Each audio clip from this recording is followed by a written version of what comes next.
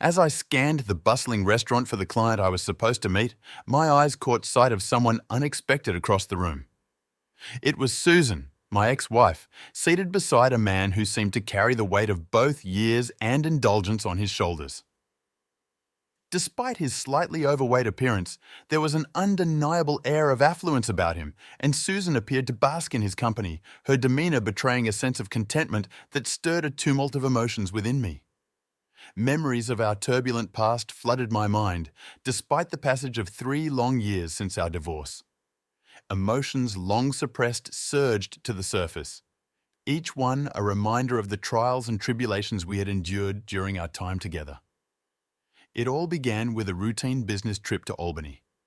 Anticipation mingled with weariness as I embarked on the journey home, eager to surprise Susan with a romantic dinner upon my return. However, fate had other plans in store. A phone call from my client disrupted my reverie, informing me of a broken fender and the subsequent cancellation of our meeting. Disheartened by the unexpected turn of events, I braced myself for the long drive ahead, my thoughts consumed by the prospect of reuniting with Susan. Upon arriving home, however, a sense of unease washed over me as I noticed unfamiliar vehicles parked in the driveway. While Susan often entertained her friends in my absence, something about the scene felt off-kilter. Stepping into the house, my senses were assailed by the sight of scattered clothing strewn across the living room floor, a poignant reminder of the life I had once shared with Susan. The distant echoes of Susan's unmistakable cries reached my ears, sending a shiver down my spine. With a heavy heart and trembling limbs, I ascended the staircase, each step a testament to the uncertainty that awaited me at the top. Peering around the corner, what I saw would forever alter the course of my life. Susan lay entwined with 3 men, their forms obscured by a haze of desire and betrayal. Among them stood Jeff Davis, her boss, a figure I had long regarded with suspicion. Shock rippled through me as I struggled to reconcile the reality before me with the woman I once knew. Retreating to the solace of my office, I grappled with a torrent of emotions that threatened to overwhelm me. The urge to confront them clawed at my insides, but reason prevailed as I reached for the digital camera nestled within the confines of my desk drawer. With a steady hand and a heavy heart, I began to document the scene unfolding in my bedroom, each click of the shutter punctuating the silence with a weight that mirrored the burden I carried within. Though tempted to intervene, I opted for a more calculated approach, silently dismantling their means of escape as they reveled in their debauchery, oblivious to the web of consequences closing in around them. Returning indoors, a sense of grim satisfaction washed over me as I surveyed the fruits of my labor. Though consumed by hurt and anger, I resolved to channel my emotions into a strategic plan of action, one that would ultimately pave the way for a reckoning long overdue. As I stood behind the stairs, hidden from view yet acutely aware of the scene unfolding upstairs, my heart pounded with a cacophony of emotions. In the dim light of the hallway, Susan's cell phone lay innocently on the bedside table, a silent witness to the tumultuous events about to transpire. With trembling hands, I grasped my camera tightly, its weight a comforting anchor amidst the storm raging within me. Dialing Susan's number, I braced myself for the inevitable confrontation, each ring resonating through the silent house like a bell tolling the demise of our once proud union. With each unanswered call, my resolve hardened, fueled by a potent mix of anger, betrayal, and a desperate thirst for justice. Finally, after what felt like an eternity, Susan's voice crackled through the line, her breathless greeting a stark reminder of the intimacy she now shared with another. "Hey, Bobby, how's Albany?" she asked, her words laced with a feigned innocence that cut through me like a knife. Suppressing the surge of emotion threatening to engulf me, I responded with forced calm, masking the turmoil roiling beneath the surface. Engaging Susan in conversation, I carefully navigated the delicate balance between restraint and righteous indignation. Her hurried responses and nervous laughter betrayed a sense of unease, a stark contrast to the carefree facade she once wore so effortlessly. Yet, despite the weight of betrayal pressing down upon me, I maintained my composure, my voice a steady anchor amidst the tempest of emotion. With practiced ease, I extended an invitation for dinner upon my imminent return, the words a bitter reminder of the life we once shared, now shattered beyond repair. Susan's eager acceptance only served to fuel the fire burning within me, the knowledge of her. Infidelity, a bitter pill I struggled to swallow. As the call drew to a close, Susan's hurried farewell hung in the air like a pall, the silence that followed a testament to the chasm that now lay between us. With a heavy heart, I ended the call, the weight of betrayal pressing down upon me like a suffocating blanket. Yet, even as I grappled with the reality of Susan's betrayal, a sense of grim satisfaction washed over me, the knowledge of what was about to unfold a bittersweet salve for my wounded pride. With steady hands, I readied my camera, its lens a silent witness to the chaos about to unfold. As Susan and her illicit companions descended the stairs, their naked forms a grotesque mockery of the life we once shared, I felt a surge of righteous fury course through me. With each hurried movement, each whispered exchange, the facade of normalcy crumbled before me, leaving behind only the bitter taste of betrayal. In the dim light of the living room, I watched as Susan and her companions hastily dressed themselves, their frantic movements a desperate attempt to conceal the truth that lay bare before them. Yet, even as they sought refuge in the safety of clothing and shoes, I knew that their actions could not be undone, the scars of betrayal etched into the very fabric of our shared existence. With a sense of grim finality, I watched as Susan and her companions made their way to the door, their faces a mask of guilt and shame. Yet, even as they stepped out into the darkness, I knew that their punishment was only just beginning, the consequences of their actions stretching far beyond the confines of our fractured relationship. Alone in the dimly lit hallway, I felt a sense of profound emptiness wash over me, the weight of betrayal pressing down upon me like a suffocating blanket. Yet, even as I grappled with the pain of Susan's infidelity, I knew that I would emerge from this crucible stronger than before, the scars of betrayal a testament to the resilience of the human spirit. Jeff's insult echoed in my mind, a venomous reminder of the betrayal that had unfolded before me. The words cut deep, carving a wound that seemed to seep with each passing moment. It was a moment of clarity, a crystalline realization of the depth of deceit that had permeated my world.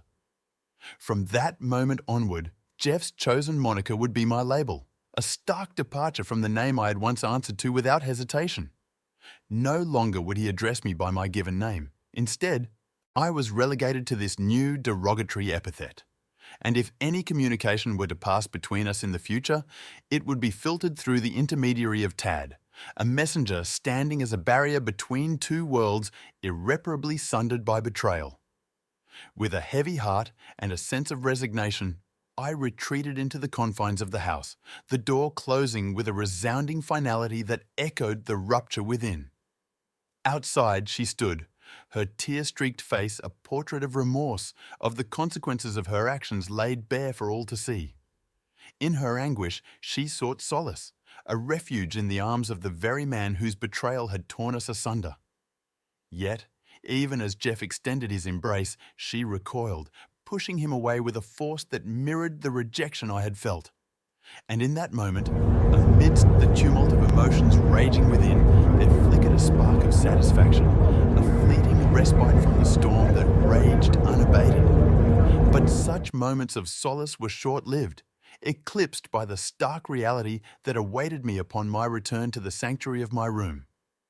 There, amidst the familiar confines that had once offered comfort and security, now lingered the unmistakable scent of intimacy, a tangible reminder of the infidelity that had poisoned our bond. Anger surged within me, a tempestuous wave crashing against the fragile facade of composure I had struggled to maintain. With a primal fury coursing through my veins, I unleashed my pent-up rage upon the room, tearing asunder the remnants of a life once shared. The mattress, once a haven of rest, now lay discarded upon the front lawn, a symbol of the shattered dreams that lay scattered in its wake. I turned to the bed, its frame a testament to the intimacy it had witnessed, and with a savage determination, I dismantled it, piece by piece, until nothing remained but splintered fragments strewn across the verdant expanse. Each blow struck was a cathartic release, a primal scream of defiance against the betrayal that had robbed me of my innocence. But amidst the chaos, amidst the wreckage of a life unraveled, there lay a revelation hidden beneath the veneer of normalcy that had once defined our existence. In the guest room, a drawer refused to yield to my efforts, its stubborn defiance a challenge to my fraying resolve. Fueled by frustration, I unleashed a torrent of fury upon it, wrenching it free with a violence born of desperation. And as the drawer slid open, revealing its long-concealed contents, I beheld a trove of secrets laid bare before me. Within, nestled amidst the mundane detritus of daily life, lay a collection of DVDs, their labels a damning indictment of the deceit that had festered in the shadows. With trembling hands, I reached for them, each disc a harbinger of the betrayal that had taken root within the sanctity of our home. And as I gazed upon their titles, a chill gripped my heart, a cold realization of the depth of her duplicity. I carried them downstairs, their weight a burden upon my soul, and laid them alongside the remnants of a life shattered beyond repair.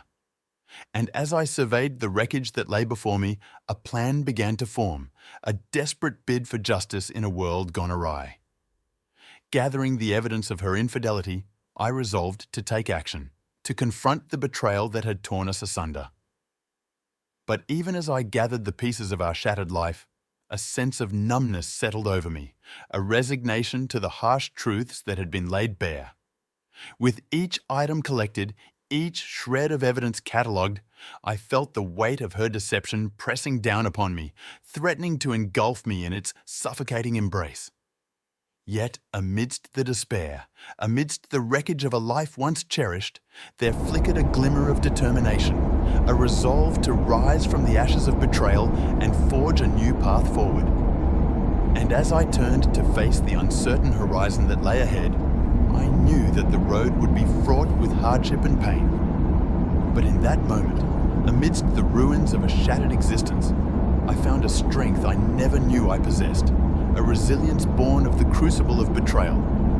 And with each step forward, I vowed to reclaim that which had been stolen from me, to emerge from the darkness and into the light of a new dawn. The weight of Sue's words bore down on me like a crushing weight, each syllable laden with the raw, unfiltered truth of her feelings. As I read and reread her letter, the sting of her disdain cut deeper with each passing moment. The revelation that she found it difficult to be attracted to me, especially in comparison to other men, struck at the very core of my self-worth. How could I not have seen the extent of her dissatisfaction sooner? How had I been so blind to the erosion of our once solid bond? Her candid admission about her aversion to my physical appearance, particularly my growing belly, sent a pang of shame coursing through me. The realization that she found me disgusting when compared to the other men in her life was a bitter pill to swallow. It laid bare the stark reality of our faltering relationship, exposing the fault lines that had long remained hidden beneath the surface. And then there were her remarks about Jeff and Bill, her co-workers whose promises of promotions and raises seemed to hold a tantalizing allure. The thinly veiled references to their physical attributes and the implications of their intimacy with her left me reeling with a potent mix of jealousy and resentment. How could she have allowed herself to be swayed by such shallow considerations? Did our years together mean nothing in the face of fleeting temptations? But amidst the turmoil of emotions that threatened to overwhelm me, there was a glimmer of defiance, a flicker of determination to confront the betrayal that had festered in the shadows for far too long. With each revelation, I felt a growing resolve to reclaim control of my own destiny, to no longer be a passive observer in the unraveling of my own life. Retreating to the solitude of the sofa, I sought refuge in the embrace of sleep, though its respite proved elusive in the wake of Sue's damning confession. Tossing and turning through the night, my mind was a whirlwind of conflicting emotions, each one vying for dominance in the cacophony of my thoughts. As dawn broke on a new day, I found myself grappling with a sense of profound disillusionment, a gnawing uncertainty about the future that lay ahead. The prospect of facing the outside world with its myriad challenges and uncertainties filled me with a sense of trepidation unlike any I had ever known. But even in the depths of despair, there remained a glimmer of hope, a flicker of determination to rise above the wreckage of my shattered dreams. With each passing moment, I felt a renewed sense of purpose coursing through my veins, propelling me forward into the unknown abyss that awaited.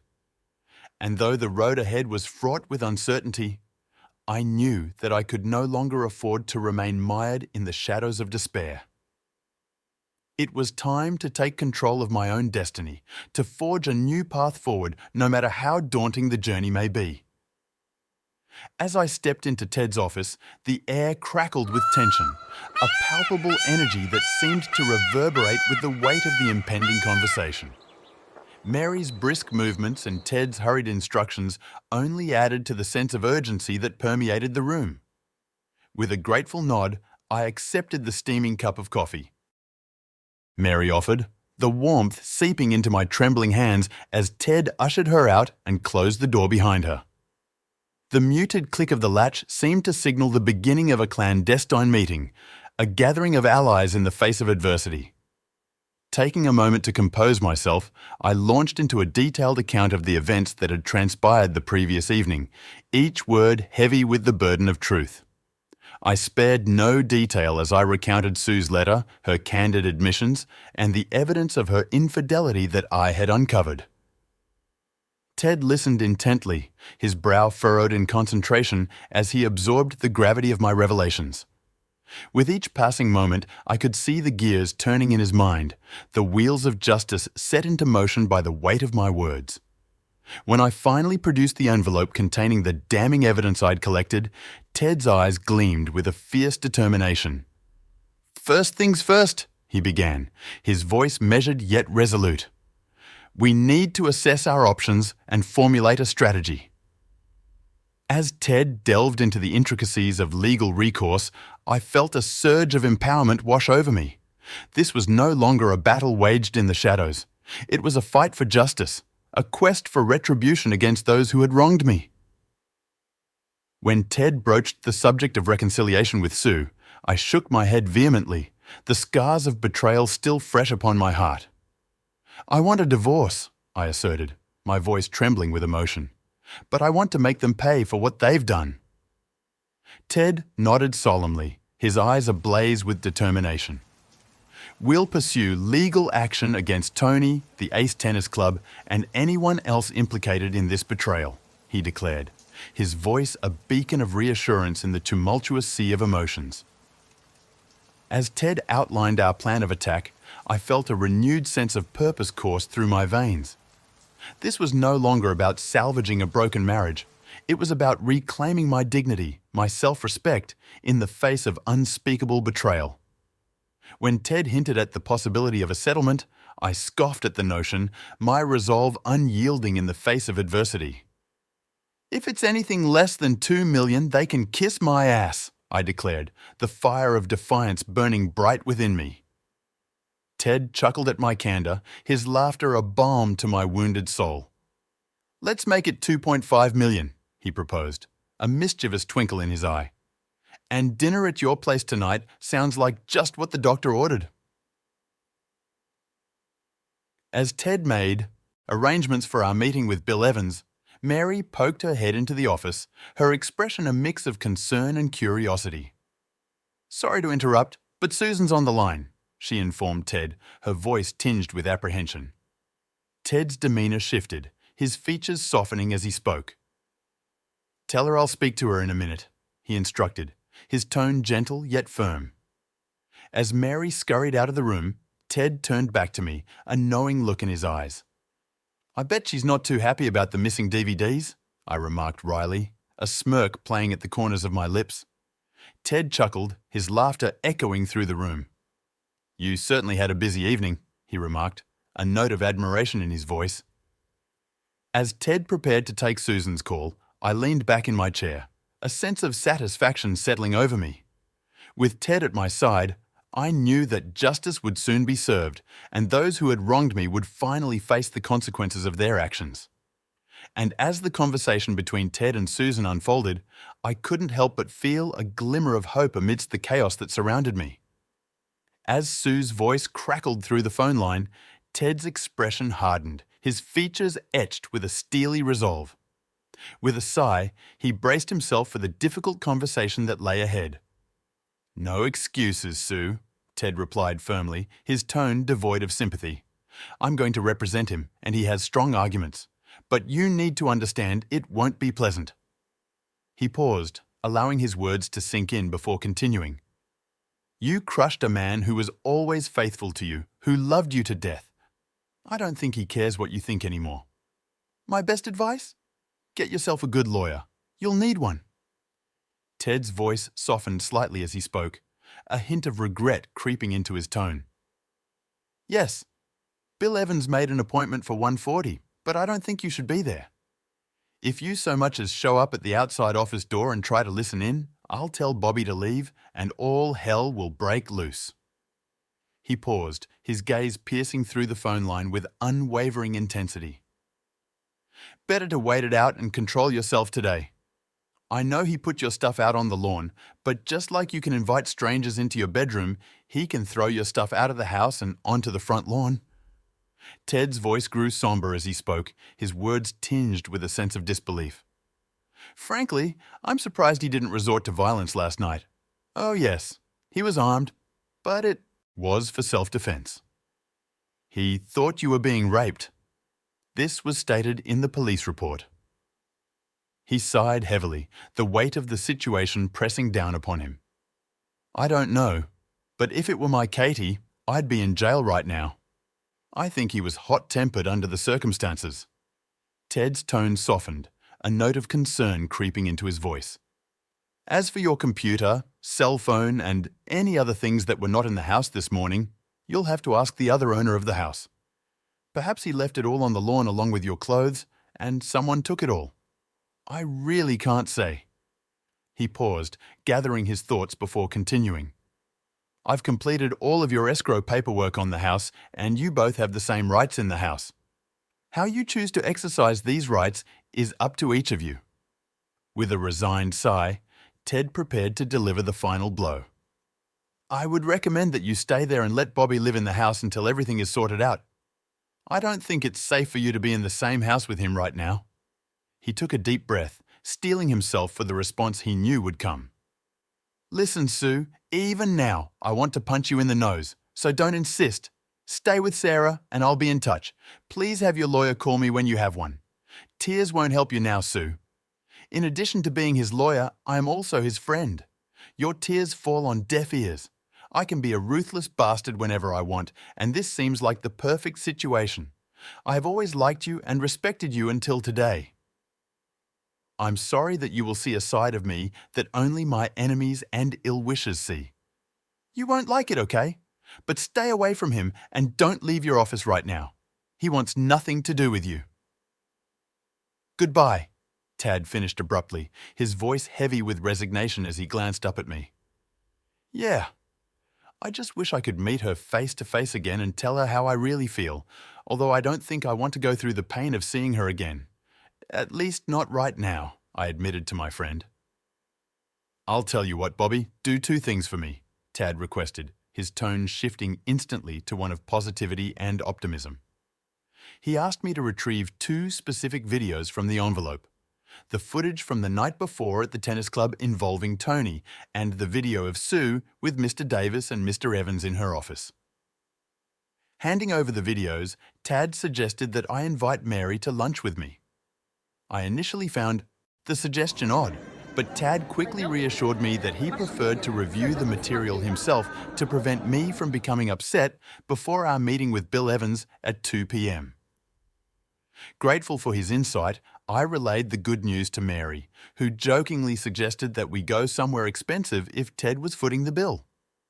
Laughing, we left the building together, and Mary proved to be a wonderful dinner companion, momentarily distracting me from my troubles. Upon our return to the office, we were greeted by Tad's jubilant voice emanating from within. Entering, we found him in high spirits, performing a celebratory dance at his table. "This recording is great, Bobby. I can't believe it," Tad exclaimed, his joy palpable. However, upon seeing my expression, a mixture of amusement and sadness, he seemed to grasp the gravity of the situation. "Bobby, come here. I need you to look at something for me," Tad instructed, his demeanor shifting to one of seriousness as he beckoned me to his side. As I stood behind him, peering over his shoulder at the screen, Tad revealed a surprising twist in the footage. Just before Tony and Sue finished, they gathered a small crowd in the men's locker room at the tennis club. Tad hesitated, his words heavy with reluctance. "I don't want to say it, but she let the other men who were watching participate after Tony was done," he revealed, his voice tinged with sorrow. "I'm not telling you this to make you angry or sad, but because of this man right here," Tad continued, pointing to the screen where an older man with grey hair and a walrus-like mustache stood wrapped in a towel. Tad's question hung in the air, thick with tension. "He asked me if I recognized him," he had said earlier, focusing our attention on the man in the video who had confidently displayed his nudity before approaching Sue. The shock of watching other men queue for their turn with my wife was numbing, and Tad's revelation that we would confront one of these men today added a layer of surreal anticipation to our mission. "Bobby, I have no idea who this jerk is, but I assume you do," I replied, my voice barely hiding the turmoil inside. Tad's excitement was palpable as he outlined the strategy for our afternoon meeting at the tennis club, a plan that required confronting the unsettling reality of the night's events head-on. His legal acumen was a beacon of hope, and his loyalty was a comfort as we prepared to navigate the treacherous waters ahead.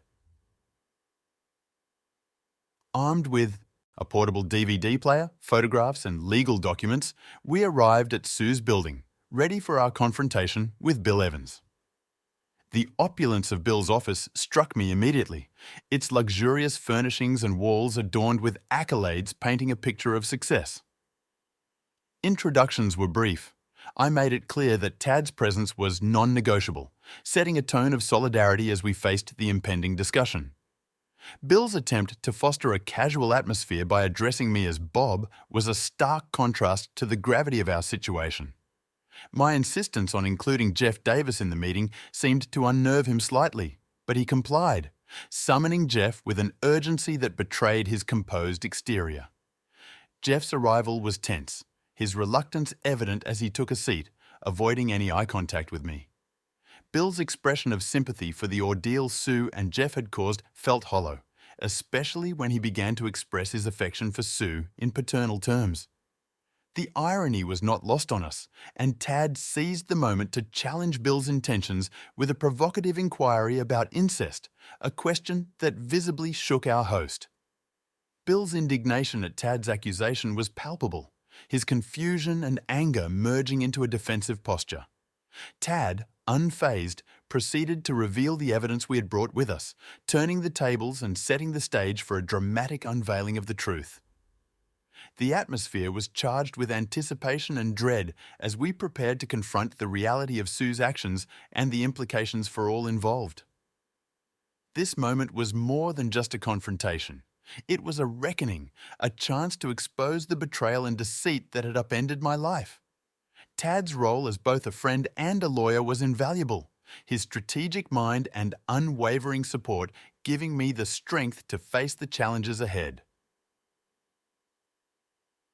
As we stood on the precipice of truth, the weight of our evidence promised not just personal vindication, but a chance to reclaim a sense of justice in the wake of profound betrayal. Tad's calm demeanor belied the storm brewing within him as he handed the still photographs to Jeff, not Bill. Jeff's reaction was immediate, his eyes widening in shock as he examined the damning evidence. Without a word, he passed the photographs to Bill, whose expression mirrored Jeff's disbelief. The images left no room for doubt, capturing Bill and Jeff intimately entwined with my wife in compromising positions. The familiarity of the boardroom setting seemed to dawn on Bill, further solidifying the gravity of the situation. "Are you going to tell me that you were stupid enough to record this on video and even give out copies?" Bill's incredulous question hung in the air, his disbelief palpable. Jeff, visibly flustered and tongue-tied, offered no defense, his silence speaking volumes. Tad wasted no time seizing control of the situation, asserting his dual role as both my lawyer and friend. With a calculated air of authority, he outlined our demands, each word carrying the weight of impending consequence. "First, Sue will keep her job, period," Tad declared, directing his gaze squarely at Bill. His subtle wink hinted at a deeper understanding, a silent acknowledgement of the power dynamics at play. "Secondly, Mr. Davis is no longer welcome here, period," he continued, his tone brooking no argument as he pointed to the stunned Jeff. "Thirdly, we want you to make us a monetary offer that does not insult our intelligence." The room fell silent as Tad's words hung in the air, each demand a carefully calculated move in our legal chess game. With a sense of finality, Tad delivered our ultimatum, leaving no room for negotiation. Before Bill or Jeff could respond, Tad pressed play on the video, turning the screen around so Bill could witness the damning footage firsthand. The images played out before us, each frame a damning indictment of Bill and Jeff's indiscretions. As the video unfolded, Bill's expression morphed from shock to a frantic calculation, his mind undoubtedly racing to mitigate the fallout of this damning revelation. In that charged moment, I could sense the tides turning, the balance of power shifting in our favor. Tad had masterfully orchestrated our confrontation, laying bare the truth for all to see. As the video played on, I knew that the consequences of this revelation would reverberate far beyond the confines of Bill's office, forever altering the course of our lives. Bill Evans's face was etched with concern as he mulled over the implications of what he'd just witnessed. "We will need to have a very serious discussion about your future with the company," he said, directing his gaze towards Jeff, whose face had turned ashen. "I'll need to speak with my legal team to come up with a compensation figure that might make this situation somewhat tolerable for you." Bill's voice betrayed his anxiety about the scandal potentially destroying his business's reputation. "Both of you must understand the gravity of this situation. If word of this gets out, it could be catastrophic for us." Despite the tension, Tad remained composed, adding a strategic suggestion. "I wouldn't be too quick to dismiss Mr. Davis," he advised Bill. "Considering he might have additional copies of the tape, it would be wise not to antagonize him further. Such leverage could be detrimental to us if not handled delicately." Tad then sternly reminded them of the legal repercussions of their actions, hinting at the possibility of jail time for engaging in sexual relations with an employee, which could be seen as a misuse of their positions of power for personal gain. As we gathered our things to leave, I couldn't help but overhear Bill urgently summoning Sue to his office. The gravity of the situation was setting in, and I was curious about how he planned to handle the imminent confrontation with my wife. Once outside, the fresh air felt like a small relief from the tension-filled room we had just left. Tad advised silence until we were well away from the building, aware that my wife had been lurking nearby, likely overhearing parts of our conversation. As we walked, Tad explained his rationale for suggesting that Jeff could use the tape as leverage. "Divide and conquer," he reiterated. By encouraging discord between Bill and Jeff, Tad hoped to prevent them from presenting a united front against us. This strategy, he explained, could be advantageous if Bill attempted to lowball us with his compensation offer. Feeling a mixture of sadness and betrayal, I lamented the transformation of my wife's workplace from a source of pride to a site of her infidelity. Tad seemed to sense my mood and proposed a brief respite at a bar near the tennis club where we were scheduled to meet later. The bar was cozy, offering a temporary escape from the day's events. Over cold beers, Tad speculated about the potential offer from Bill Evans, pondering the amount and how it might reflect Bill's desire to avoid a scandal. His approach was calculated, suggesting that despite the tumultuous circumstances, we had a strategy that might just work in our favor. Tad's words echoed with a sense of gravity as he delved into the potential scenarios surrounding Bill Evans's offer. Sitting across from him in the dimly lit bar, I absorbed every syllable, the weight of the situation sinking in with each passing moment. "I've dealt with their legal team before," Tad began, his voice steady but tinged with seriousness. "They're sharp, Bobby. They won't settle for anything less than $1 million. But I'll reach out to them tomorrow, make it clear that a paltry offer won't just be bad for business, but for their client's reputation and family life."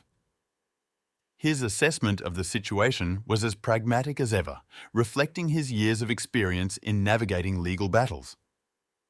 "We'll counter with around $3 million or walk away entirely," Tad continued, his eyes firm with resolve. "But if they refuse and things escalate, we'll have to consider a more aggressive approach, one that might not paint Susan in the best light." As Tad laid out the potential course of action, I couldn't help but feel a pang of apprehension. The thought of dragging Susan through a public legal battle was unsettling, to say the least. "I've thought about it," I responded, my voice betraying a mix of resignation and determination. "I understand what's at stake. If it comes to that, I'll stand by your strategy." Tad nodded, his expression one of grim determination. "Let's see what Bill puts on the table first," he suggested, a hint of optimism cutting through the somber atmosphere. "But if it falls short, I'll have all the necessary paperwork ready to go, and I'll use every tool at my disposal to ensure our side of the story is heard." His words were a reassuring reminder of his unwavering support throughout this ordeal. "You've always been a rock, Ted," I remarked, a note of gratitude lacing my words amidst the uncertainty of the situation. As Tad and I hashed out our plan of action, the weight of betrayal hung heavy in the air. "I trust your judgment," I affirmed to Tad, my voice laced with bitterness. "But I wish none of this had ever transpired. It was easier living in blissful ignorance than enduring the public shame of a cheating spouse. You have my full backing to do whatever it takes to bring this to an end. I may not have instigated this mess, but I'll be damned if I don't see it through to its conclusion." Tad nodded solemnly, understanding the gravity of the situation. "No worries, Bobby. Let's focus on the task at hand," he responded, his tone shifting from empathy to determination. With a steely resolve, he delved into the intricacies of our strategy for the impending meeting with Mr. Harry Ryle, the proprietor of the Ace Tennis Club. "This gentleman here, Mr. Harry Ryle, he's the bigwig at the Ace Tennis Club," Tad elucidated, gesturing towards a figure in the video footage from my office. "He's likely to downplay the whole ordeal, dismissing it as adults indulging in their vices. We might see some token gestures like Tony's coach getting sacked only to be rehired later. But remember, Bobby, the club's clientele skews heavily male, and that's a card we'll need to play in our interaction with Mr. Ryle." Arriving at the club, tension crackled in the air as we braced ourselves for the confrontation with Mr. Ryle. It was evident from the outset that Tad and Mr. Ryle didn't exactly see eye to eye. "Okay, Worth, you called the shots, so let's get this show on the road," Mr. Ryle asserted briskly, wasting no time in getting down to business. Without missing a beat, Tad launched into the heart of the matter, introducing me as we plunged headlong into the fray. "Mr. Ryle, meet Bob Thomas," he announced, indicating my presence. "His better half holds a membership at your esteemed establishment, and we've unearthed some unsavory business involving Tony Simba, your tennis guru, and Mr. Thomas's spouse. We're keen to hear your plans for addressing this matter." Mr. Ryle's response was as dismissive as it was callous, revealing his indifference to the scandal unfolding under his roof. What consenting adults choose to do in their private lives is their concern, not mine, he retorted bluntly. And as for you, Mr. Thomas, if you can't keep the flame burning at home, that's on you. We cater to a clientele of discontented spouses here, seeking solace in the services we provide. His words struck a nerve, igniting a simmering rage within me. I was poised to retaliate, but Tad intervened, urging restraint and reminding me of our strategic objectives. With gritted teeth, I held my tongue, recognizing the need for a cool head in navigating the treacherous waters ahead. With a deft touch, Tad then unveiled our trump card, presenting the damning evidence that undercut Mr. Rael's nonchalant facade. As the video footage played, a palpable shift in Mr. Rael's demeanor signaled his growing realization of the gravity of the situation. It was a small victory, but one that emboldened us as we forged ahead with our plan. As the incriminating footage played out before him, Mr. Rael's expression soured, betraying his discomfort with the damning evidence. Before he could muster a response, Tad seized the initiative, cutting straight to the chase. "Harry, you were complicit in this, fully aware of what was transpiring under your roof," Tad began, his tone measured yet firm. "You and your colleague knowingly exploited a paying member of your club, Mrs. Susan Thomas, a married woman, and even collected your dues from Mr. Thomas himself. Now, he's a disgruntled customer." Tad's words hung heavy in the air, punctuated by the palpable tension in the room. He continued, painting a vivid picture of the repercussions that awaited Mr. Rael should the scandal come to light. "When this inevitably surfaces, every man who pays dues here will question whether their wives are engaging in similar activities while they foot the bills," Tad elucidated, his voice assuming an almost prophetic quality. "I'll have no choice but to subpoena every individual present in that locker room, and believe me, their spouses won't be too pleased about it." "And let's not forget the matter of privacy," Tad interjected, his tone carrying a note of admonition. "Even when recording the locker room, there's an expectation of privacy that's been violated. Harry, once I'm through with you, your club won't be the revered institution it once was, and your coffers will undoubtedly feel the pinch." Having laid out the stakes in no uncertain terms, Tad concluded with a straightforward ultimatum. "So, what we're asking for is a serious offer from you. Make the right choice, and you'll spare yourself a world of trouble and financial loss. Call me promptly with your decision." Mr. Rael, visibly mulling over his options, begrudgingly conceded to the logic of Tad's argument. "Tad, you're a shrewd operator, but I can't fault your reasoning," he relented, albeit begrudgingly. "I'll reach out tomorrow with my offer. If I pay up, those tapes vanish into thin air and Tony gets the boot. Now, if that's all you legal blackmailers came for, get out." With a smirk of satisfaction, Tad shut off the DVD player, signaling the conclusion of our confrontation with Mr. Rael. "Oh, and give my regards to Tito Martinez," Mr. Rael added as an afterthought, a parting shot laced with thinly veiled animosity. As we made our exit, I couldn't help but feel a glimmer of hope amidst the chaos, knowing that our strategy had struck a chord with the club owner, setting the stage for a pivotal turn of events. As we left Mr. Rael's office, his parting words were nothing more than a feeble, "Go to hell, Worth." Tad couldn't help but chuckle at the lackluster retort as we made our way back to the parking lot. The confrontation had been exhilarating, and now we awaited the fallout, eager for the next move. "Harry had a lot of nerve," Tad remarked as we drove to his house for a comforting home-cooked meal.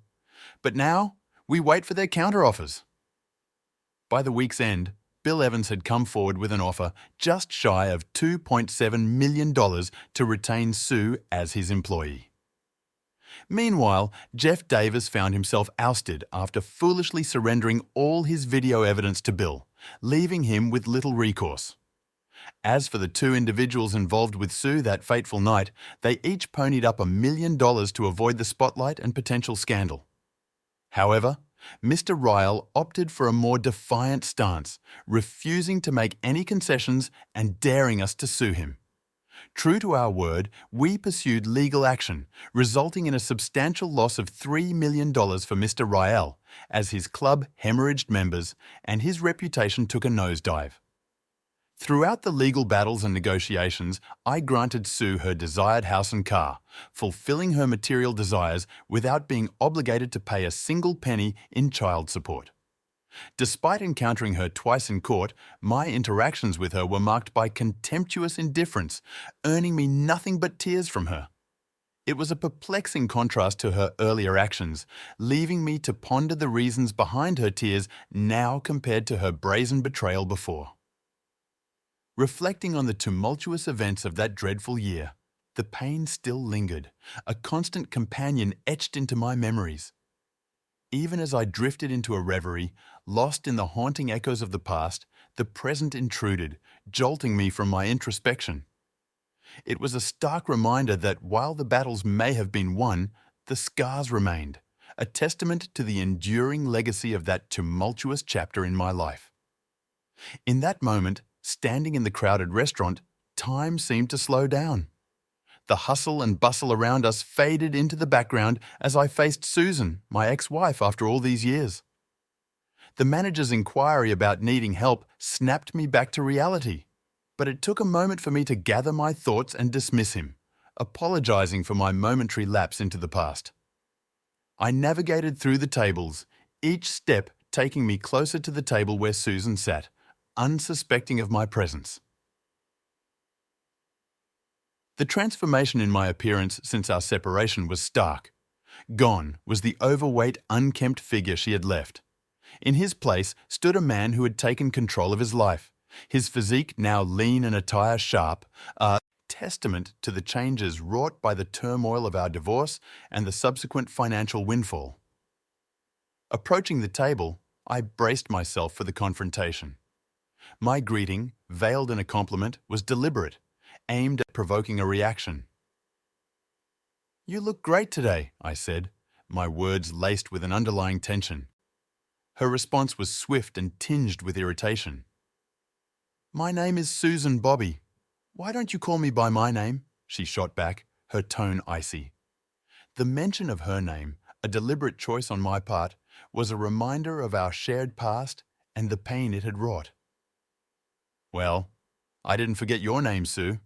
You know who made sure of that," I replied, the bitterness evident in my voice. "I just think it's appropriate. You broke my heart 3 years ago, and I'll always refer to you by that name." The exchange was interrupted by the man next to her, who began to rise, his body language signaling his intent to intervene. Susan, however, quickly subdued his reaction with a firm push and a whispered plea not to escalate the situation. Tears began to form in her eyes, her makeup starting to run, as her boyfriend dismissively instructed her to go fix her face, leaving him to deal with me. As she stood, our eyes locked, and for a brief moment, the years of anger, betrayal, and pain were palpable between us. My stare, laden with the hurt of the past 3 years, seemed to reach her, triggering a renewed flood of tears. It was a surprise to see any emotion from her, let alone tears, suggesting that beneath the surface there might still be remnants of guilt, or perhaps even unresolved feelings. Her voice, breaking with emotion, cut through the tension. "I expect you to be gone when I get back," she said, her words barely audible over the sound of her tears. With that, she turned and walked away, leaving a silence between me and the man at the table, a silence filled with the echoes of our fractured past. As I stood there, observing Susan's tearful retreat to the restroom, I couldn't help but notice the glimmer of a large engagement ring adorning her finger. It was a stark reminder of the life she had moved on to without me. Before I could dwell on it further, I was addressed by the man seated at the table, his tone dripping with disdain. "You must be Bob Thomas, Sue's ex-husband," he stated, the contempt evident in his voice. With a resigned nod, I confirmed his assumption, recognizing him as the new presence in Susan's life. "Yes, and you must be the new wish come true," I retorted bitterly, unable to mask my resentment. His attempt to assert himself faltered as I cut through the tension, determined to have a private conversation. "I did not come here to cause a scene. I have 3 questions for you, and then I will disappear from your life forever," I informed him, my tone firm. His expression shifted, registering curiosity at my unexpected approach. "I was once in your position, and I simply do not want anyone else to suffer the same fate," I explained, hoping to appeal to his empathy. As I posed my questions, I noticed his guarded response, indicating that Susan had likely painted me in a negative light. "I'm not here to defend my reputation to you. Honestly, I don't think anything good would come of it," I remarked, acknowledging the futility of defending myself against her accusations. Ignoring his defensive retort, I pressed on with my inquiries. "Firstly, does Sarah still host her Avon parties at her house on Tuesdays and Thursdays?" I asked, recalling Susan's involvement in selling decorations at these gatherings. His response was quick, confirming my suspicion. "Sue helps Sarah sell decorations at her parties on Mondays and Wednesdays," he replied, a hint of satisfaction in his tone. Undeterred, I moved on to my next question. "Does she still take tennis lessons on Saturdays?" I inquired, hoping to gather more information about Susan's current routine. He scoffed at my inquiry, seemingly amused by my lack of knowledge. "Sue plays ball with a racket on Sundays. Boy, you have a shitty memory from being married to her for so long," he remarked, his tone tinged with triumph. With a sigh, I posed my final question. "Have you ever looked under the bottom drawer of the dresser in your living room?" I asked, knowing that this question would catch him off guard. Confused by my query, he protested, "Why on earth should I do this?" "It's just a simple question," I replied, leaving him to ponder the significance of my cryptic inquiry. "I asked you why we are no longer together," I began, my voice tinged with a mix of frustration and curiosity.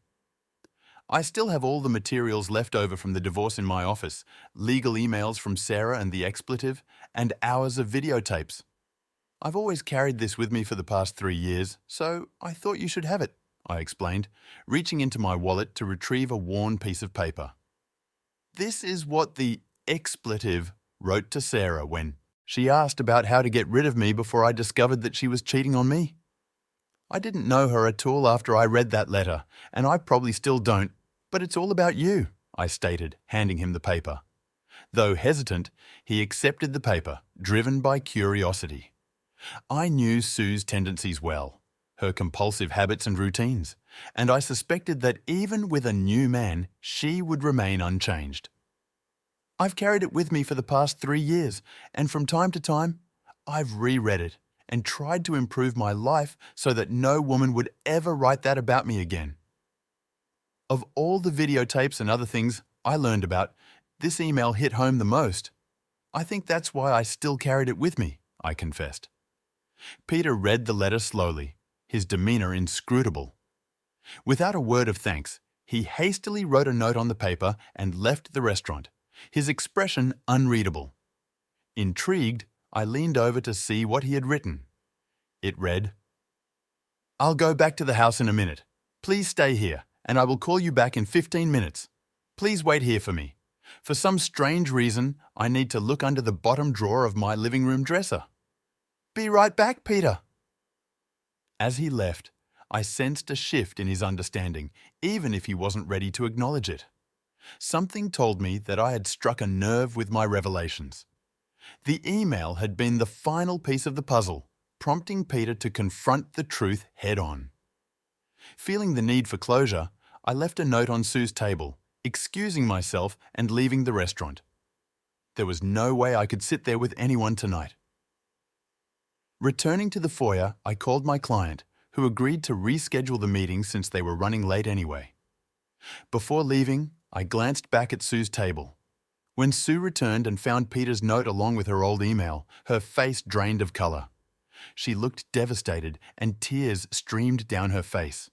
It was a heartbreaking sight, and although I felt a pang of sympathy, I couldn't bring myself to care. That was the last time I saw her. I still wonder if Peter found what he was looking for under the dresser drawer. Sue's tears told me he might have. As I reflect on this chapter of my life, I realized that infidelity and heartbreak are common themes. If you've experienced similar struggles, consider subscribing to our channel for more stories. And if you're under 18, it's best to avoid the next story, as it may contain mature content.